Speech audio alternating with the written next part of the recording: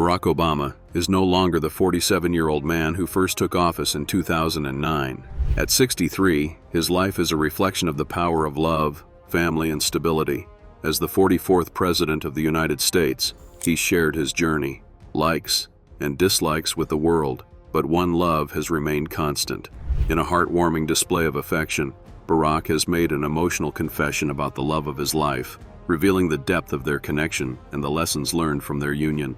So, who's the love of Barack's life, and what's their story? Let's get started.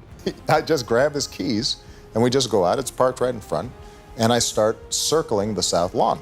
Barack and Michelle, their story. The very first time Barack Obama set eyes on Michelle, he knew he wanted to walk down the aisle with her.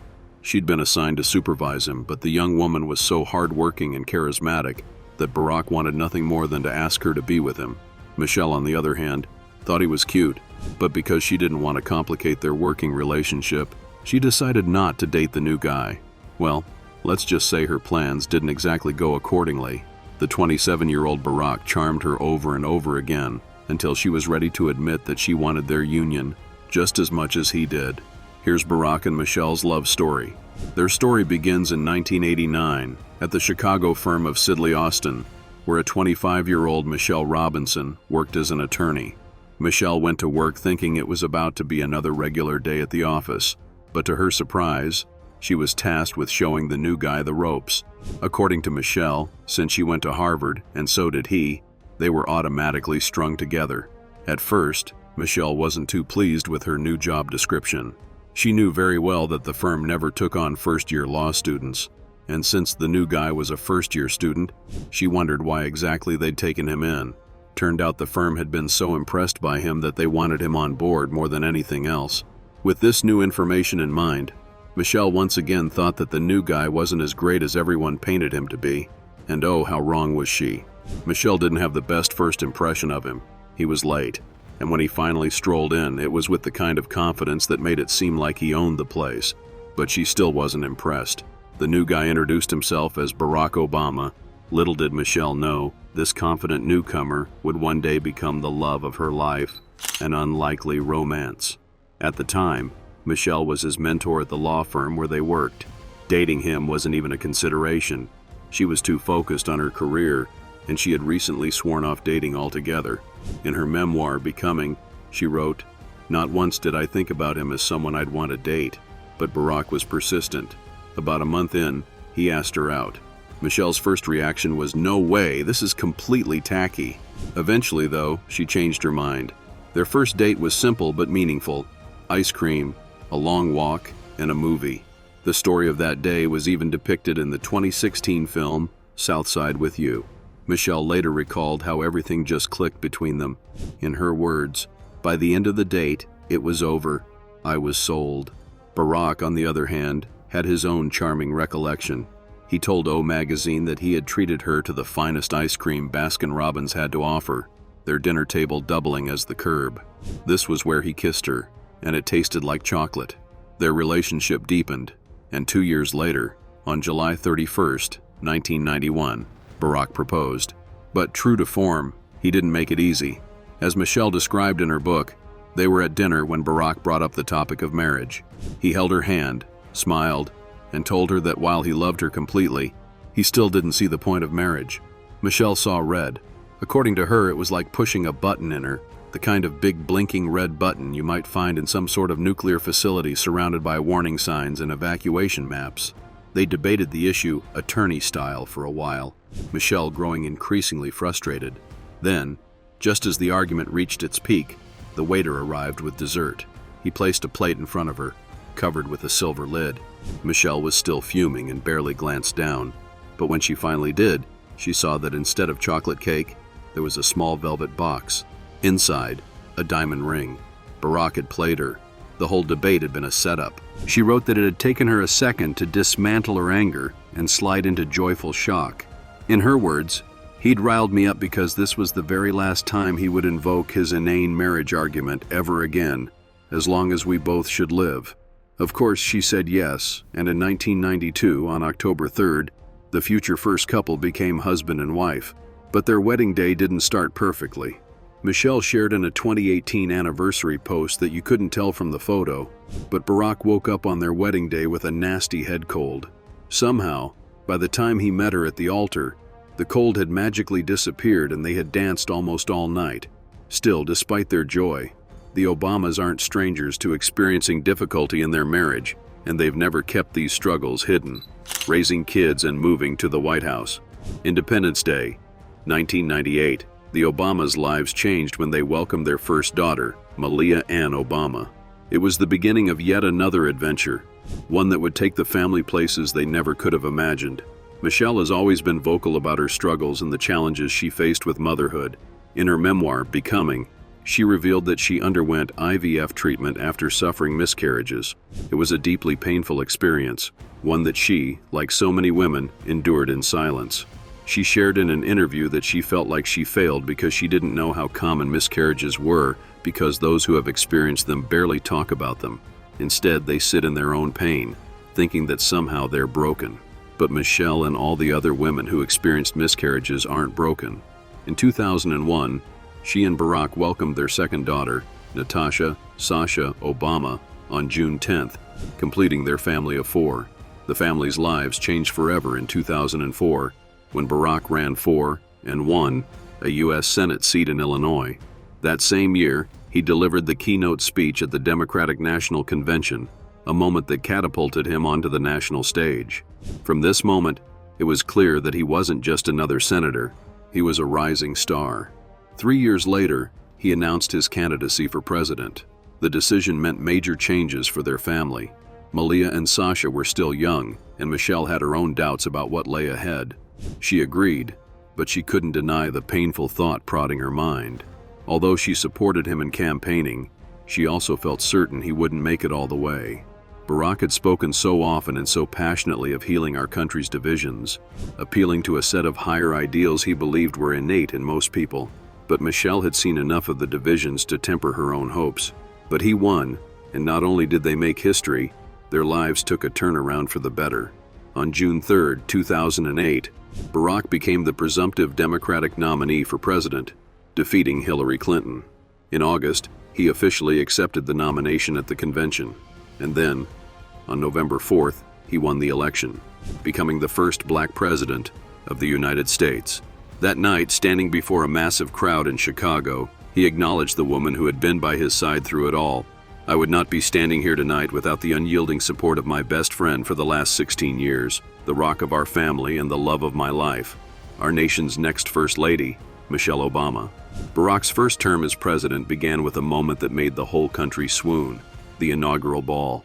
He and Michelle shared their first dance as president and First Lady to "At Last," performed by Beyoncé.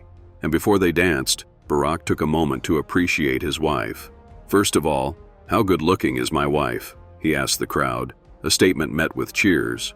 Barack was re-elected for a second term in November 2012, and after 8 years in the White House, the Obamas prepared to step into a new chapter. Donald Trump was elected president, and on January 20th, 2017, they officially moved out. Michelle, who has never shied away from talking about how much she preferred a life out of the spotlight, spoke candidly about what she was looking forward to in post-White House life. In her words, "I want to open my front door without discussing it with anyone, and I want to walk out that door and just walk. Just want to walk by myself, or with a semblance of feeling like I'm by myself. I want to sit in a yard that is not a national park. I do want to drop into Target. I want to. I do. I want to go to Target again." That October, the couple celebrated their 25th wedding anniversary, and over the next few years, they would celebrate their 32nd. The love of his life. Recently, amid the growing wild speculations that the iconic duo are heading towards a divorce, Barack shared an affectionate birthday wish to his wife. The photo, which he posted on Instagram, was of the couple having dinner together on Michelle's birthday. All smiles, the post immediately dispelled the lingering rumors of an impending split.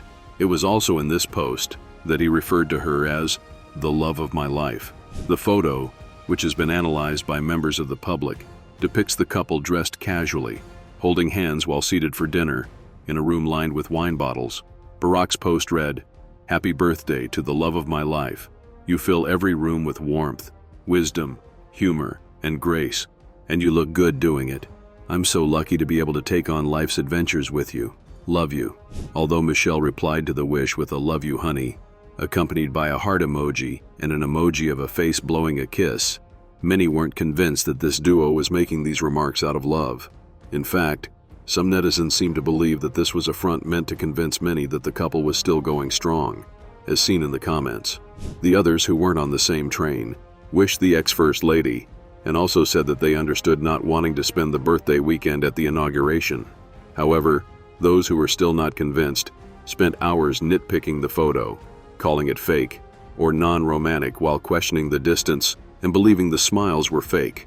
And the indifferent netizens simply saw this as the couple's way of quashing the divorce rumors.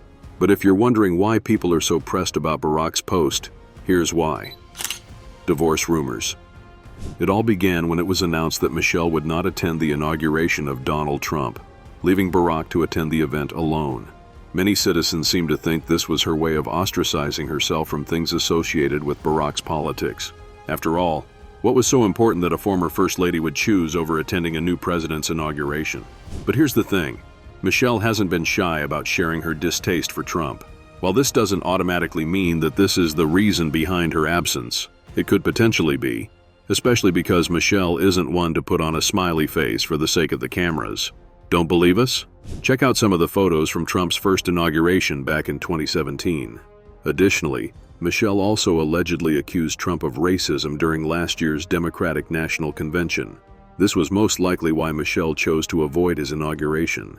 Plus, who'd want to spend their birthday weekend preparing for an inauguration? Definitely not Michelle. Former First Ladies Hillary Clinton and Laura Bush, as well as Joe and Jill Biden, all attended the inauguration, leaving Barack as the only single former president standing.